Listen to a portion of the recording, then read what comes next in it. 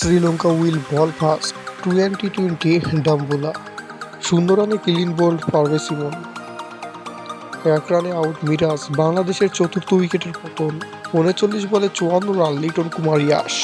Knock 76 রানে থামলেন captain Liton Das. 48 রানে শামীমের বিদায়। লিটন দাস ও শামীমের দারুণ ব্যাটিংয়ে শ্রীলঙ্কাকে 178 রানের টার্গেট দিল Bangladesh. What a throw, brilliant run out by Shamim Hussain.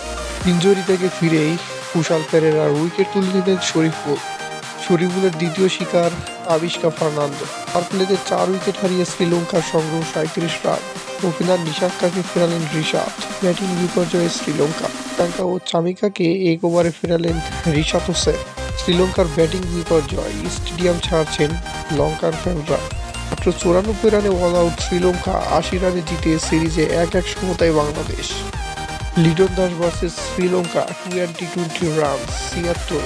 1 রানের জন্য টি-20তে নিজেদের সবচেয়ে বড় জয় পেল না বাংলাদেশ।